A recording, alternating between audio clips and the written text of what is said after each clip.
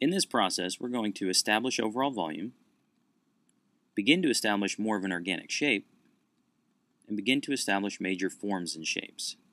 So let's begin. Okay, so let's move into the round out phase of this modeling process. Here I've got a block out model. This is the block out that we will be taking up a couple of resolutions. Resolutions mean density of our geometry to a round out phase. So I'm going to go ahead and bring up a round out model. This would be a rounded out version, and then here is our block out. And you can see we've definitely increased the amount of geometry. We've increased shape. We've gotten a nicer silhouette going on, and overall it just is feeling better. Now you also notice that we haven't pushed too much shape because there's only so much we can do here. We don't want to stress out our geometry by pulling it too much to try and achieve shapes that we don't have the geometry to achieve. Okay, so I'm going to go ahead and bring this back over and then hide it again, and we'll get started. One thing I do want to mention before I get too far into this is if you have chosen a female model for your subject, please don't worry about the breast region. We're going to focus mainly on the torso shape here in regards to the rib cage and the pec structures and the delts and whatnot. I will have a video that will explain how to put a breast structure onto a torso. So again, if you have picked a female, please ignore that for now. Worry about the sternum shape and that rib cage. Okay, so basically what we need to do now is if we've laid out our edge loops correctly, we're going to have nice pathways for new edge loops to go in. And all we need to do is add these edge loops. So I'm going to go ahead and grab my Insert Edge Loop tool. We can find it here, or Edit Mesh, Insert Edge Loop. Sorry, got to go through my menus there a little bit.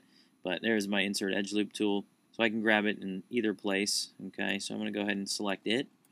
And all we need to do here is start adding points in between certain points. Now, you might be thinking, why don't we just smooth the model? Well, we don't want to just smooth it because, one, that's going to average out our shape and it's not going to keep volumes that we want. And two, there's certain spots I don't want to put new points into. There's places that I'm going to ignore and not put an extra edge in. Okay, so I'm going to drop one into the chest. And if you wanted to put these in and shape and then move and then shape and move and shape, you can do that, or you can try and add in all your geometry at one time. So what I'm going to do here is I'm going to focus on the pec structure. So I'm going to drop in the edges that I would need, okay, for that, and I'm going to put one into the arm. All right, now this should give me a little bit more geometry to shape that pec structure with. And you'll notice I'm also ignoring the other side because this other side I'm going to do another mirror or duplicate or whatever needs to happen to get what I've done on one side to the other side.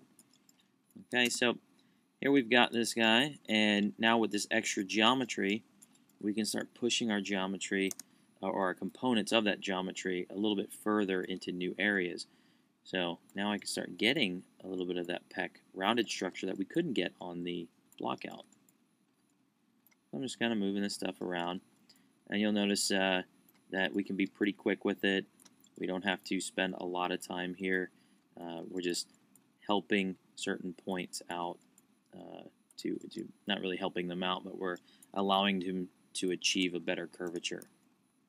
So here I'm going to move this line up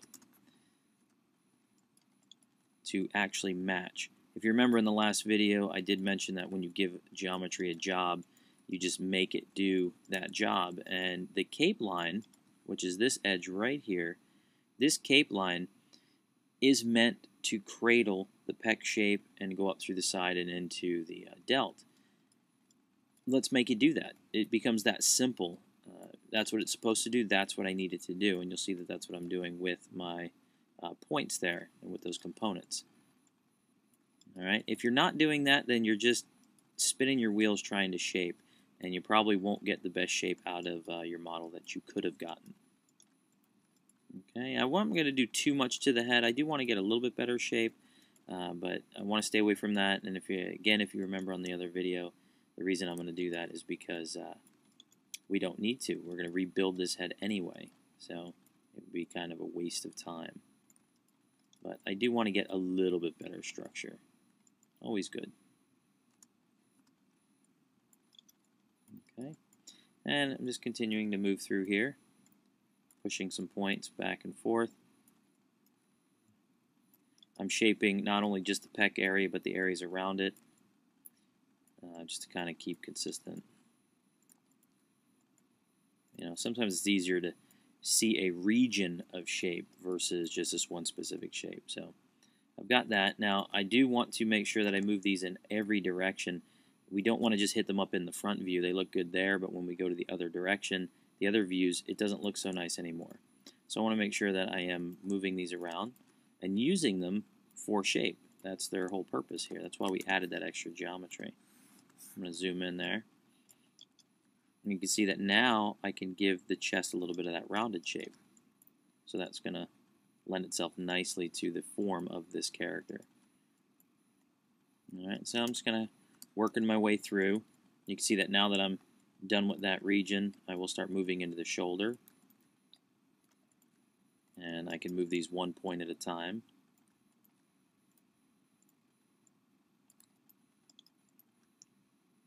And like I said, I don't think I want to shape this whole thing for you because watching somebody push and pull points is a little tedious and droning.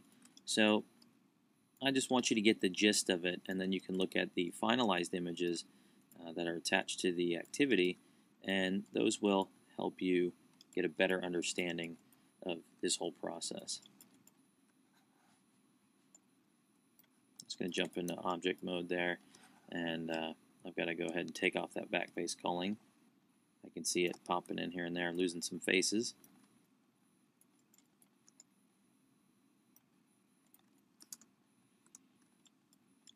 Now that pec line, just because we match it in the front, we also have to make sure we match it from the side. So I'm going to pull that back to the side there and make sure that we're following that side pec line. And just so you can see it a little better, I'll go ahead and hide my polygons for the time being.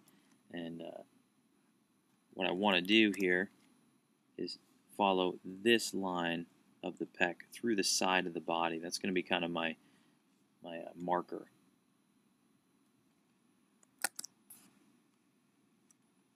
Go ahead and bring back those polygons.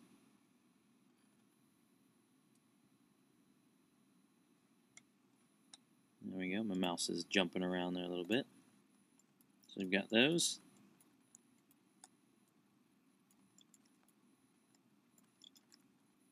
Now, when I added those edges, I also added them. They went into the back of the character.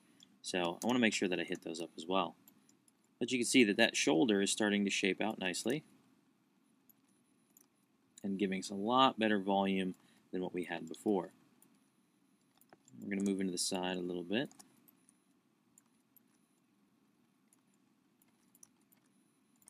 And use this for more shape in the rib cage.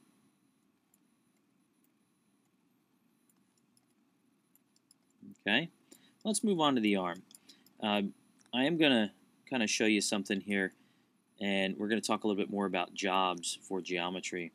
As you're going around and you're trying to round this shape out, it's important that you start to pay attention to what is doing what and assigning these things jobs. And even if you gave it a job in an earlier version, it doesn't necessarily mean that the job has to stay the same. So when I'm looking at these points, these top components and these bottom components were originally designed and set in place to kind of give this character his silhouette. Now that I'm getting into the round out phase, those jobs are changing. Sometimes people ask me, how do I round a subject out? Well, very easily, and I will draw this for you and maybe help you visualize it a little bit more. As I go and I insert new geometry, okay, you'll see this one goes all the way through the model. Now I've got a new silhouette holder. These edges, these new edges that I put in, hold my silhouette, allowing these edges to freely move in and round out my structure. Okay, so let me go ahead and draw this for you so we can get a better understanding. I'm just going to move this all down there. So if I've got a square, you have to bear with me. I'm not very good at signing my names with the electronic signatures, let alone drawing on a Wacom pad there. So say we've got a square structure and we've got our vertices here. these would be, if we're viewing it from this direction, these points would be my actual silhouette holders. Now we get into the round out phase and we start adding new points. Okay, in between all of our old originals. All right, now the job has switched to where these become movable points and these become stationary silhouette points. So all we've done is we've switched the job. All right, these now take over my silhouette job, and these are able to be moved inward, letting my surface round out.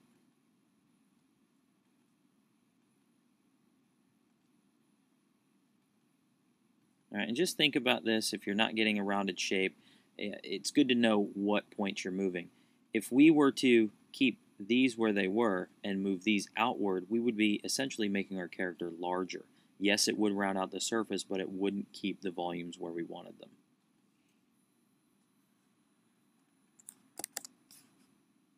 So hopefully that'll clear it up a little bit, and you'll start to get a feel for what points should move and what points shouldn't move.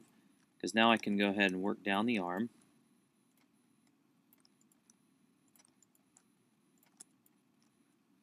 And start giving this more rounded shape.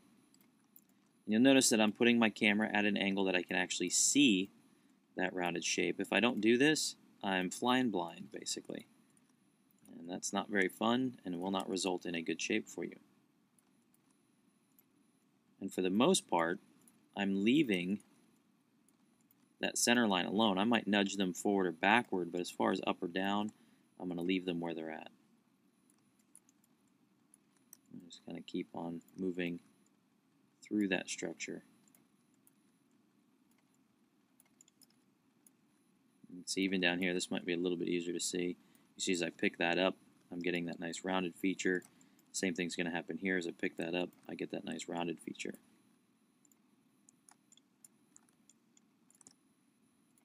Another thing that's going to help you as you're going through this process, or any shaping process, is pick one point to start. You see we started on the pec, and we're working our way away from that pectoral muscle, that chest shape, and we're going down the arm, and we would finish off the arm, and then we would start to move from that pec structure again down the torso into the leg.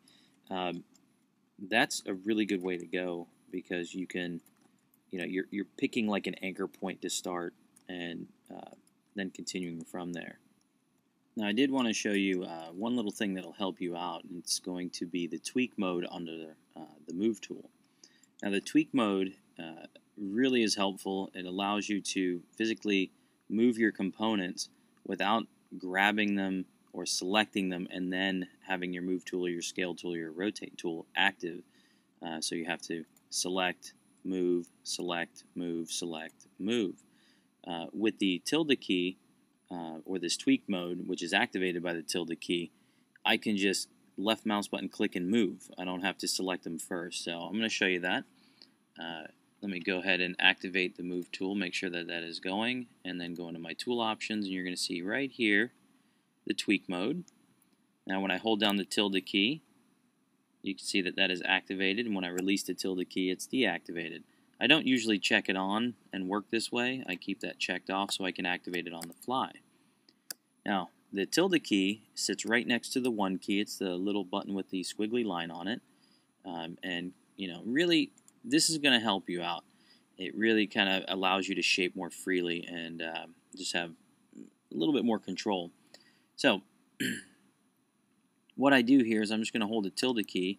You'll notice that I just click and move all of these points, and I can just very quickly go through a region or a zone and really just kind of get a better shape out of it, a little bit faster than if I were to be clicking and moving. I mean, I know it sounds like I'm only saving a couple small fragments of a second, but when those add up after hours of working, that will slow down your production.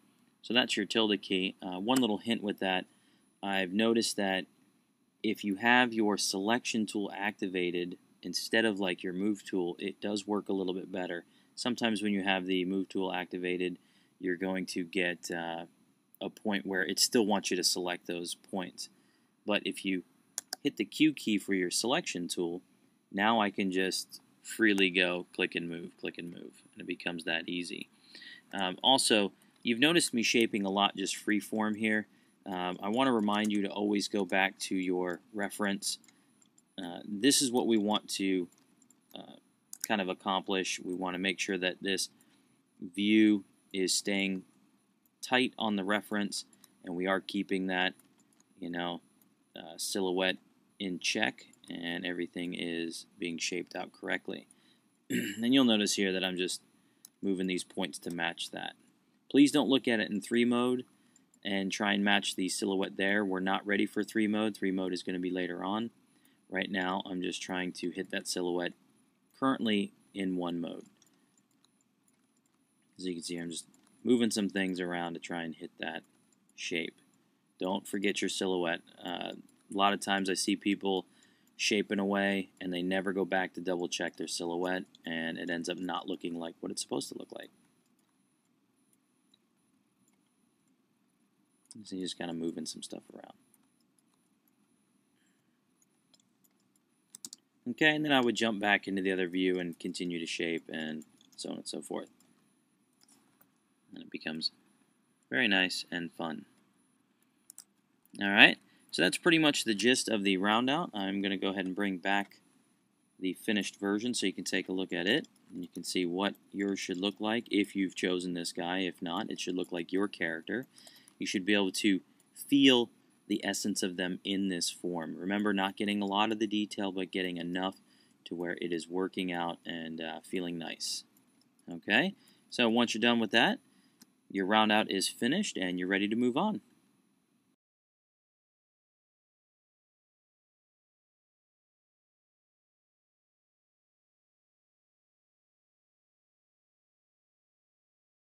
Have a rounded, organic feel with no flat surfaces. And are the major forms and shapes of your character beginning to show? If so, it's time to move on to the next step.